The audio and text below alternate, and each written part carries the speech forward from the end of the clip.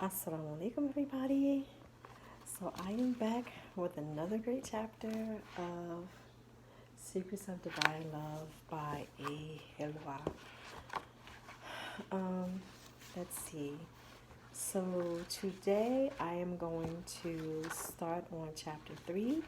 I'm going to cut it into two parts because I think there are like 30 pages for chapter 3, and it's going to take me a long time to read.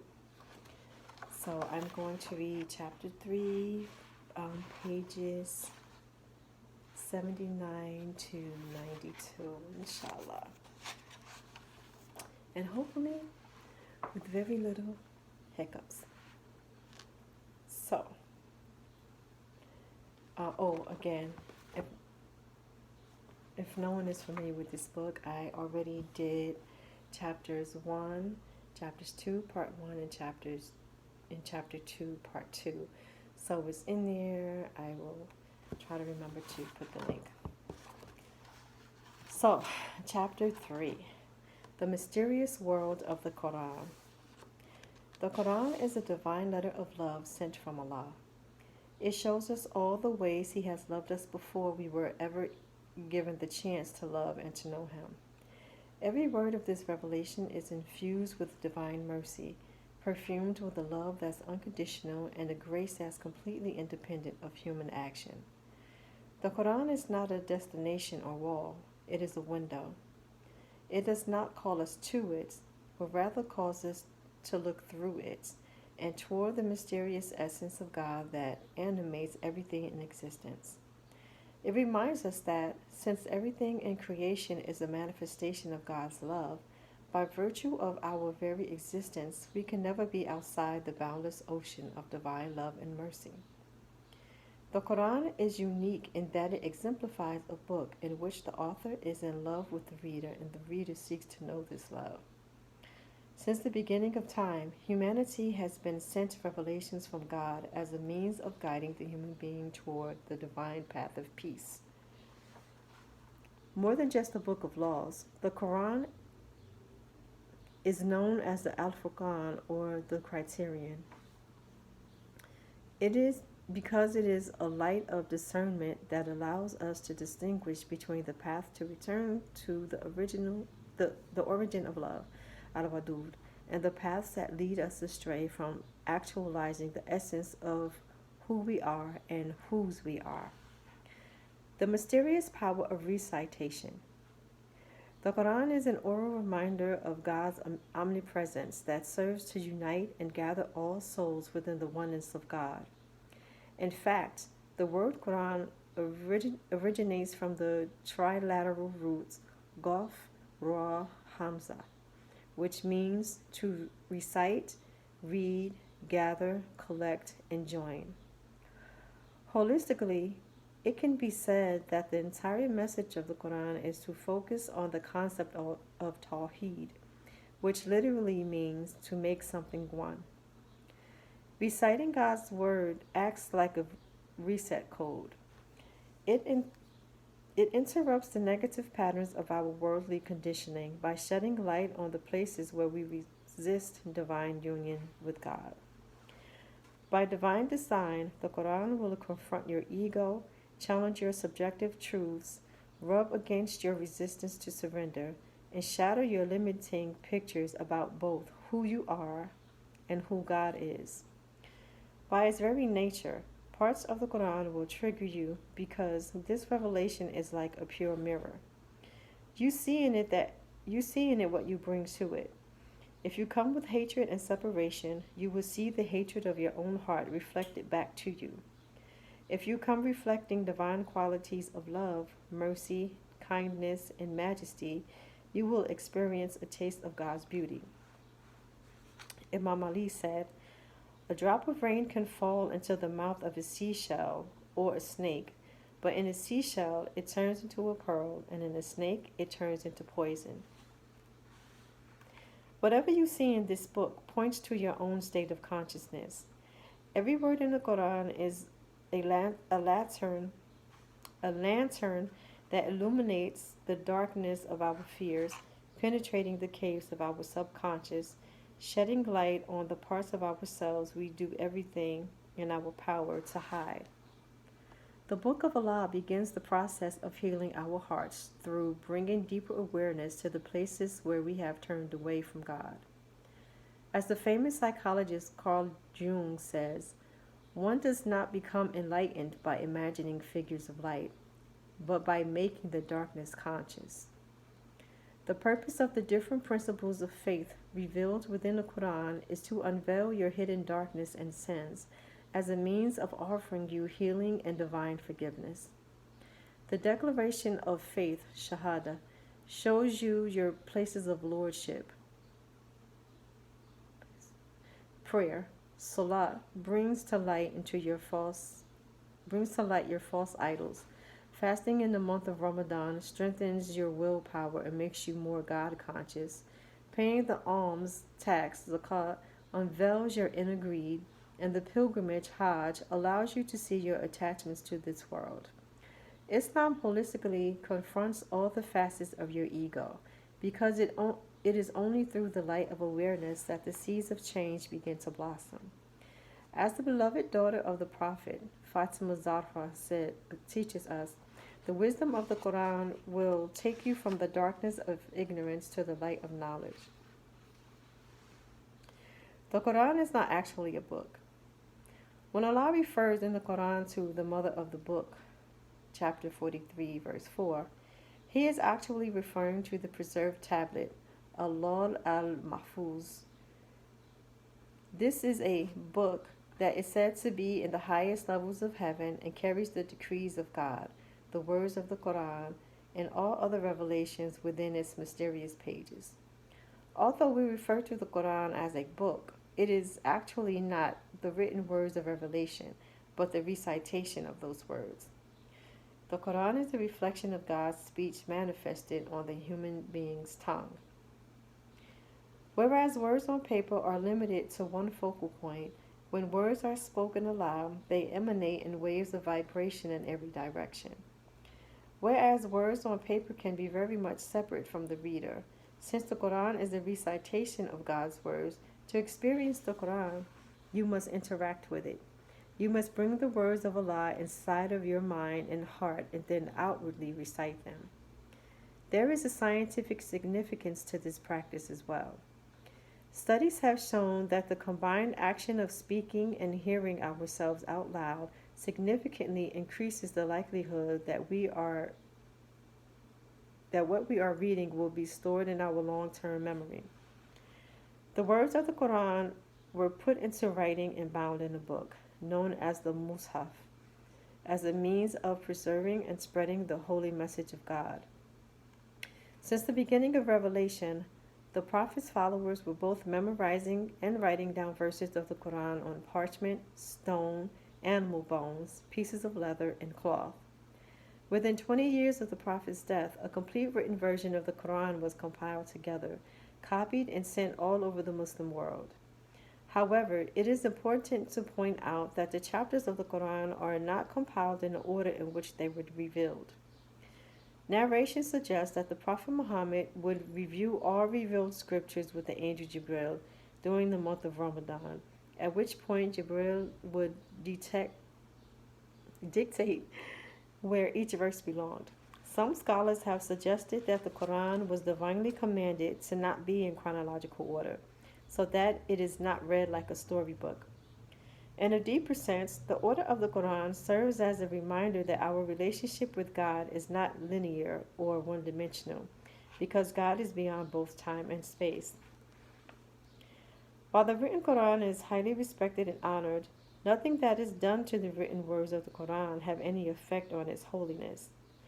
Just as 1,000 oceans cannot turn off the light of the moon because it is not the source of its own light, you cannot diminish the light of the Quran because it is a reflection of God's eternal speech, reflected in the mirror of this worldly realm. Thinking you can erase, defile, or burn the reflection of the Quran on earth is like punching the mirror and thinking the person reflected in it will be harmed. After all, the Mus'haf is the three-dimensional manifestation of God's words. which are held in heavenly realms beyond anything we could comprehend. Al-Lawh al-Mahfuz. The Quran reiterates the bewildering nature of God's words when it says, "If the sea were ink for writing the words of my Lord, it would run dry before those words were exhausted, even if we were to add another sea to it." Chapter 18, verse 109. The first word of revelation, Iqra. The Quran descended directly from the majestic throne of the divine, from the highest heavens to the celestial bridge of the angel Jibril, streaming into the heart of the Prophet Muhammad. It was 610 AD when Muhammad, at the age of 40, received the first words of the Quran. He was meditating in a cave on the mountain of light, Jabal al-Nur, when the angel Jibril embraced him with the light of revelation. Iqra, Muhammad was commanded, read. The angel called to Muhammad again and said, read, and then again and said, read in the name of your Lord who created all things. He created the human being from a clot. Read, for your Lord is the most generous. It is he who taught by the pen. He taught man what he did not know. And that's Al-Quran, chapter 96, 1 through 5, the whole chapter. The vibration of divine majesty poured in as the eyes of the prophet's heart opened to the vibration of divine majesty poured in as the eyes of the prophet's heart opened to the reality that the Quran was not made of letters, but that it was a divine frequency of light imprinted within his very spirit. Just as the human body carries an intangible soul, the letters of the Quran carry the sacred sound code of divine light. The Quran is the living text that was sent to bring forth humankind from the darkness into the light. Chapter 14, verse 1 of the Quran. By the power of divine love, the message of the Quran has a way of nourishing the seeds of our innate goodness. In fact, some scholars have suggested that when rain is mentioned in the Quran, it is a metaphor for the merciful word of God, and that the dry earth is a metaphor for the human heart. Just as rain falls from the clouds in the sky, bringing the dead earth to life, the Quran descended from the heavens, bringing to life the dead hearts of humankind. Can't you see the earth dry and lifeless? And suddenly, when we send down waters upon it, it stirs and swells and puts forth every kind of lovely plant. Al-Quran 22, verse 22, chapter 22, verse 5. Whew. The message of the Quran. The core message of the Quran is strict monotheism. The oneness of God is the foundation in the Garden of Revelation. Everything sprouts from it. While the prophets of God were sent throughout history to both share God's words and to manifest a divine message into action for their people in their time, the message has always been timelessly the same. God is one, and only He is worthy of being worshipped. Although everything within the Quran points to the ultimate supremacy and singularity of God, some additional major themes of the Quran include who God is, the creation story of humankind, the role of the devil, the unseen world and the angels, the afterlife, heaven and hell, the stories of the major prophets sent by God, the deeper dimension of divine revelation, the core pillars of faith, natural phenomena, how to worship God, how to purify the ego, how to polish the heart and awaken the soul, how to live a moral life, how to honor your family, how to conduct business ethically, the importance of having a faith-based community, and how to become a representative of God's love on earth. Beyond themes and concepts, the Quran contains real-life stories of loss and gain, brokenness and healing, sin and redemption, oppression and justice, darkness and light. It consistently points to the perishability of this world and the eternal nature of the life to come. The Quran constantly gives glad tidings to those who inspire goodness and have faith, and warns against those who create corruption on earth and reject the truth. Al-Quran chapter 4, verse 165. The Quran shows us that it is through worshiping God that we manifest our full potential and avail our true purpose on earth. The revelation teaches us not just how to experience God, but how to interact with Him. It speaks extensively on the mercy and forgiveness of God, while also speaking to the justice of God, which will hold us accountable for the hearts we break and the truths we knowingly reject. The Quran also illustrates stories of incredible human beings through our time, overcoming enormous difficulties and struggles through trust and resilience on God. Excuse me.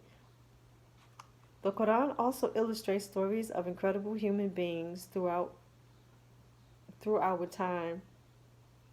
God, I'm messing this up. One more time. The Quran also illustrates stories of incredible human beings throughout time, overcoming enormous difficulties and struggles through trust and reliance on God. These stories are recounted by God as a reminder that regardless of what difficulties we are facing, when God is our guide, we can summit whatever mountain we have been written to traverse. The Quran shows us that things don't always go according to our plans, but God's plan for us will always be the best possible outcome.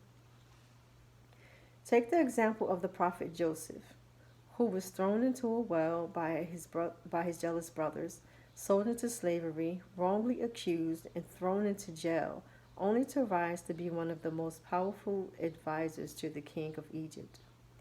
Joseph could not have predicted that it was through prison that he would reach the palace, but God had a far better plan for him than he could ever imagine. Quran chapter 12, verses 1 through 111. Or what about the prophet Abraham, who was unjustly catapulted into a deadly fire, only to find that God cooled the flames and transformed it into a garden for him? Al-Quran chapter 21, verse 69. Or take the example of Moses, who was stuck between the Red Sea and the strongest army known to man.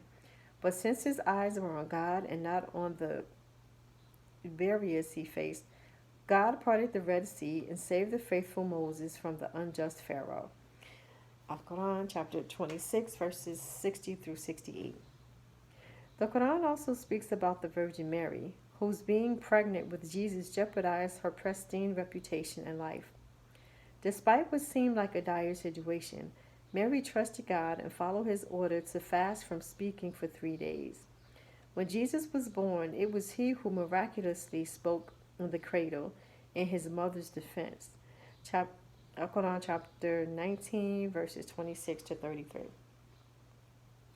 The Quran reminds every person that is struggling, every heart that is broken, and every soul that is hurting that even if it feels like you are facing a hopeless situation, know that there is refuge and healing with God. If God supports you, none can overcome you. Yet if he forsakes you, who is there then that can help you? Let the believers put their trust in God. Al-Quran chapter 3, verse 160.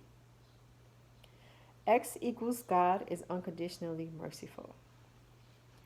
The Quran makes more sense if we approach it as an algebraic equation with a given x, before we jump to interpreting or solving for y. The Quran begins all of its chapters, aside from one, with the given x equals Bismillahir Rahmanir Rahim, which translates to, in the name of God, the Lord of mercy, the bestower of mercy. Only once in the Quran declares x equals God is unconditionally merciful.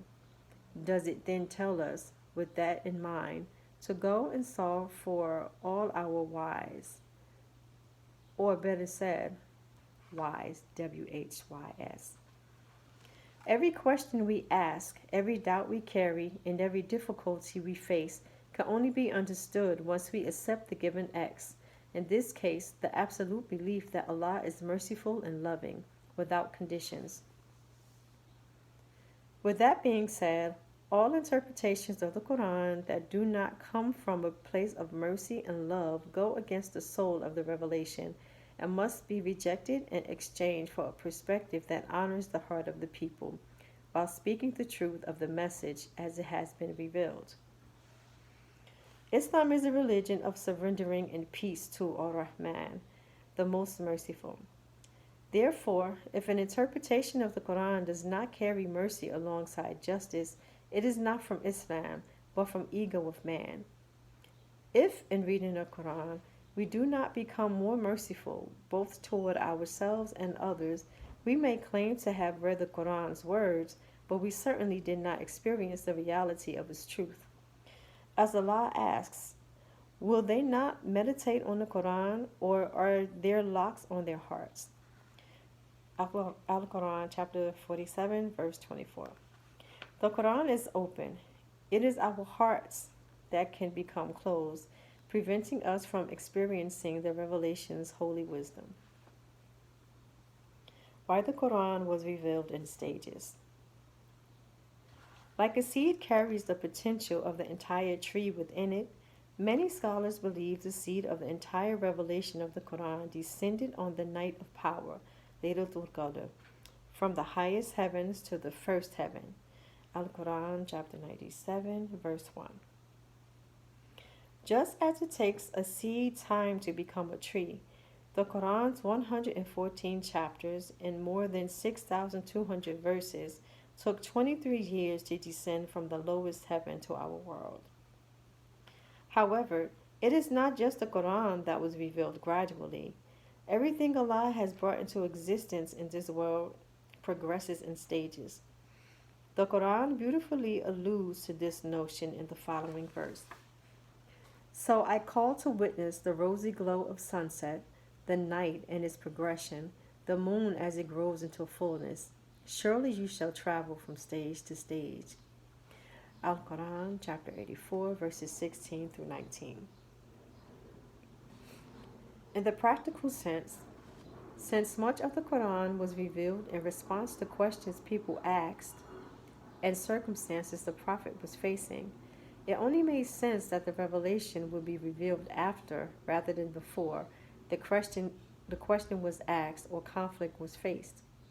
When the Prophet was asked why the Quran did not unveil itself all at once, the Quran replies by saying, so that we may strengthen your hearts. Al-Quran 25:32.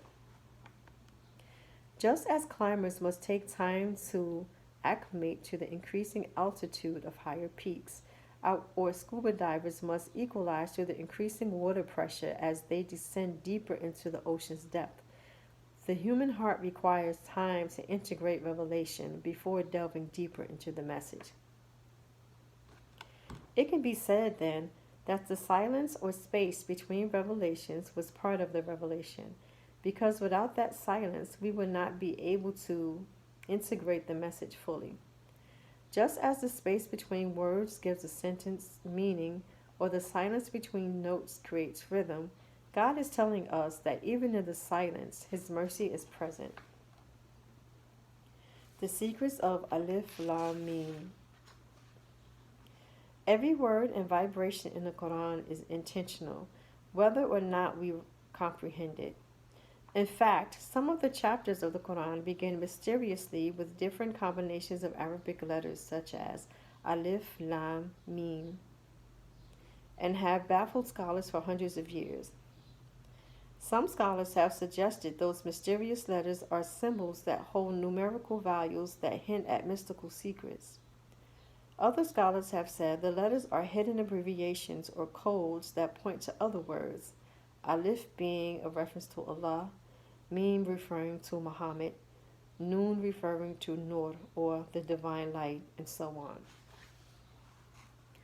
Although the majority opinion is that since the meaning behind these letters is only known by Allah, they serve to remind us of our ignorance in the face of Allah's all-encompassing knowledge. In essence, Allah is reminding us from the very beginning of the revelation that to be guided, we have to humbly acknowledge our intellectual poverty and neediness. It is not a surprise, then, that when Allah uses these letters in the Quran, He follows it up with a verse about the wisdom, power, or mysterious nature of divine revelation. As the Quran says, Alif Lam Mim, this is the book about which there is no doubt, a guidance for those conscious of Allah. Chapter 2, verses 1 through 2. Linguistically, these letters also have a powerful outward impact. To understand this effect, we have to understand that starting a chapter with Alif Lam Mim is akin to starting a sentence in English with A, B, C. Some scholars suggest that Allah uses these simple letters as a way of confronting human beings and inspiring them to contemplate how, with the same simple letters they use to speak, Allah has manifested a masterpiece of language beyond their understanding. Interestingly enough, these letters occur 29 times in the Quran, which mirrors the 29 letters of the Arabic language, with the inclusion of the Hamza, or glottal stop. To better understand this, consider the following metaphor. Just as all the elements within a human being are present in the earth, but if we collect the exact recipe of physical ingredients and mix it with water, we cannot create life. We have access to all the letters of the Arabic language that are used in the Quran, but we cannot create anything like it because, like the creation of life, the Quran carries a divine secret beyond human comprehension. Despite the linguistic perfection of the Quran, Allah does not ask us to passively believe its divine origin. Instead, Allah directly confronts the listener who doubts the divinity of the Quran but by falsely declaring that the Prophet Muhammad is its author by saying, "And if you are in doubt about what we have sent down upon our servant, Muhammad, then produce a chapter like it and call upon your witnesses other than Allah if you should be truthful." Al-Quran chapter 2, verse 23. Since this challenge was first made more than 1400 years ago, no writer has managed to mirror the Quran in Arabic in a thoughtful and intellectual way. The Quran's linguistic arrangement is so unique in the Arabic language that for those who are experts of classical Arabic, the recitation of the book itself can be powerful enough to prove its divine origin.